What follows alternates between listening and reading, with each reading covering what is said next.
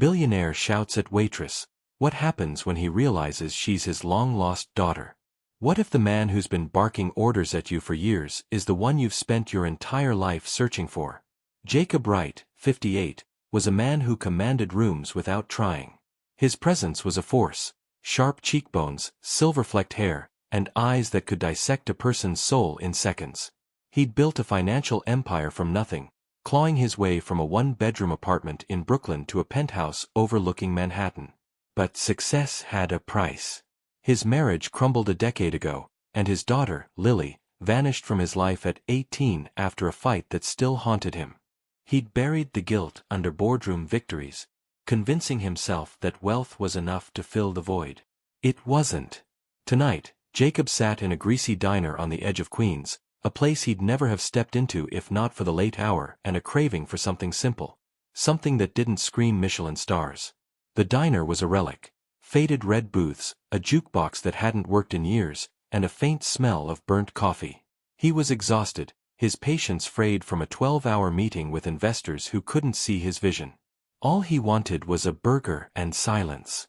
Mia Jackson, 30, moved through the diner with the cautious grace of someone who'd learned to expect the worst. Her dark curls were pulled back in a messy bun, and her apron was stained with ketchup from a spilled bottle earlier that night.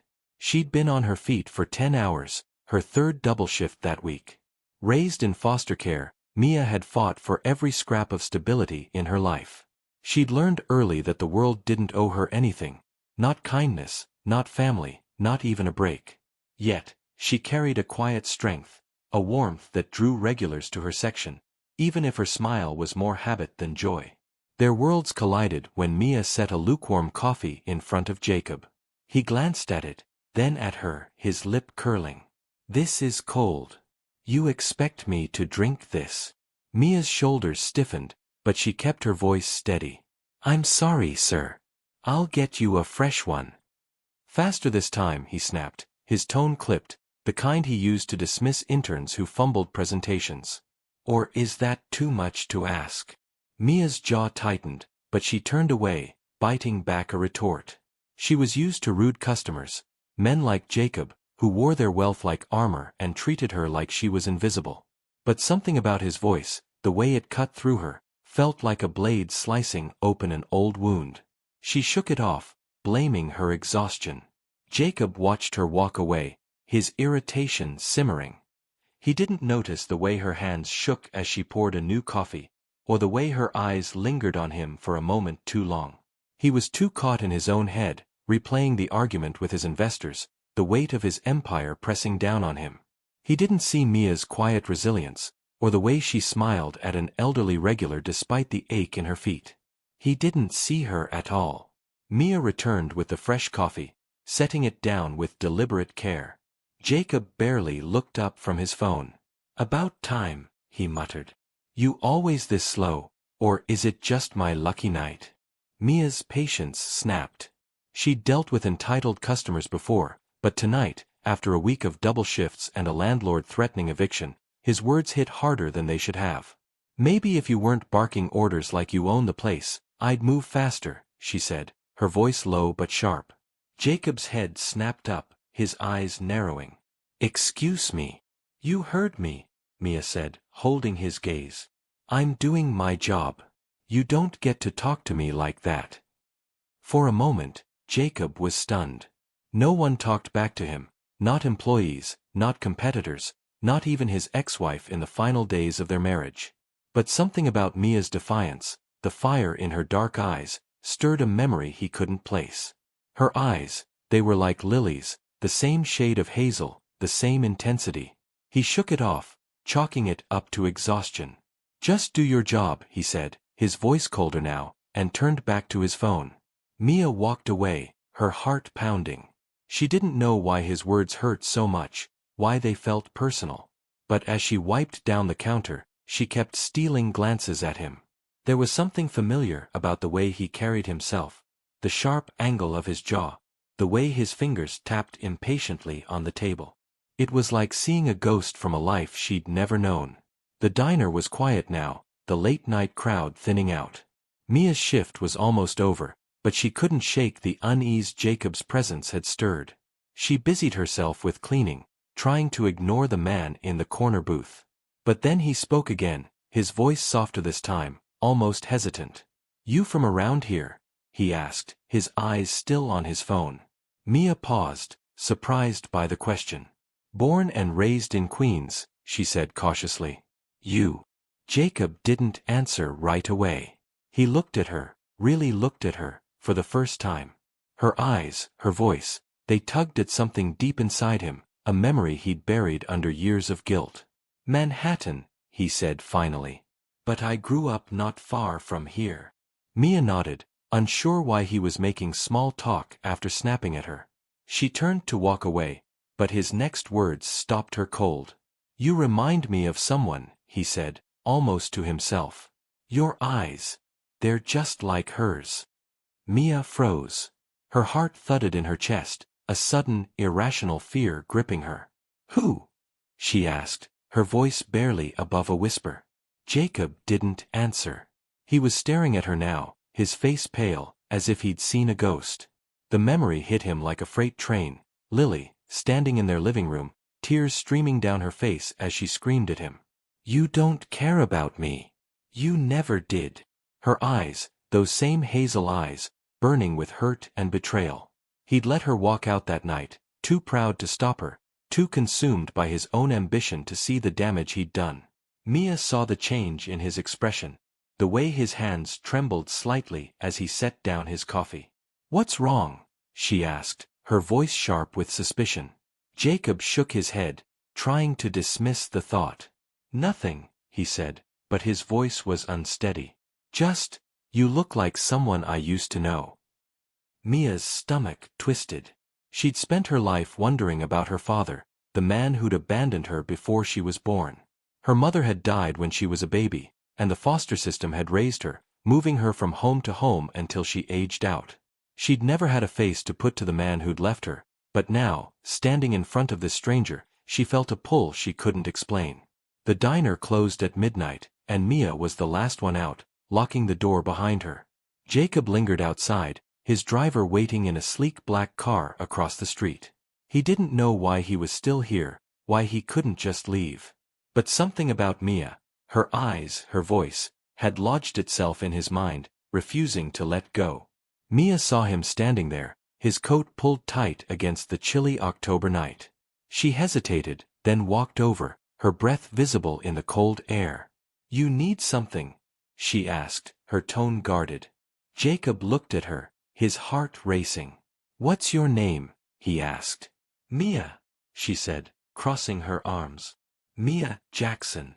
The name hit him like a punch. Jackson, his ex-wife's maiden name. It could be a coincidence, but the pieces were starting to fit together in a way that made his chest tighten. "How old are you?" he asked, his voice barely above a whisper. 30, Mia said, frowning. "Why?" Jacob's knees buckled, and he grabbed the edge of a lamppost to steady himself. 30 years ago, he'd been with Sarah, his ex-wife, before everything fell apart. Before Lily was born, there'd been another child, a child Sarah had never told him about, a child he'd never known. He'd been so focused on building his career, he hadn't even noticed when Sarah left, pregnant and alone. "Mia," he said, his voice breaking. I think you might be my daughter." Mia's world tilted. She took a step back, her breath catching in her throat. "What are you talking about?" she demanded, but her voice trembled. "My father's gone. He left before I was born." Jacob's eyes filled with tears, something Mia hadn't expected from a man who'd seemed so cold just hours ago. "I didn't know," he said. "I swear, I didn't know about you." Mia shook her head, her mind racing. "You're lying," she said, but the words felt hollow. She'd spent her life imagining her father as a monster, someone who'd chosen to abandon her.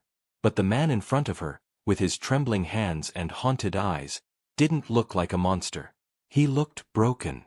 They stood there, the silence stretching between them, heavy with the weight of 30 years of pain. Finally, Mia spoke, her voice barely audible. "If you're my father, why didn't you look for me?" Jacob's throat tightened. I didn't know you existed, he said. Your mother. She never told me. Mia's eyes burned with tears, but she refused to let them fall. You expect me to believe that, she said. You expect me to believe you're not the kind of man who'd just walk away? Jacob didn't have an answer. He'd walked away from Lily, hadn't he? He'd let his ambition consume him, let it destroy the people he loved. And now, standing in front of Mia, he realized he'd failed her, too, without even knowing it. Over the next few weeks, Jacob and Mia began to meet. Tentative at first, their conversations filled with awkward silences and guarded questions. Mia agreed to a DNA test, more out of curiosity than trust. When the results came back, confirming what they both already knew, Mia felt a mix of relief and anger. She finally had a father, but he was a man who'd built a life without her, a man who'd shouted at her in a diner without knowing who she was. Jacob, meanwhile, was drowning in guilt. He'd spent years convincing himself that Lily's departure was her fault, that she'd been too stubborn, too ungrateful. But learning about Mia forced him to confront the truth. He'd been a terrible father, not just to Lily, but to a daughter he'd never even known. He started digging into his past, contacting old friends of Sarah's, trying to piece together what had happened. What he found shattered him. Sarah had been pregnant with Mia when their marriage began to crumble. Jacob had been so consumed by his work, he hadn't noticed her struggles, her loneliness. She'd left him, taking Mia with her, and died a year later in a car accident. Mia had been placed in foster care, her identity lost in a system that didn't care enough to track down her father. But the real blow came when Jacob learned about Lily.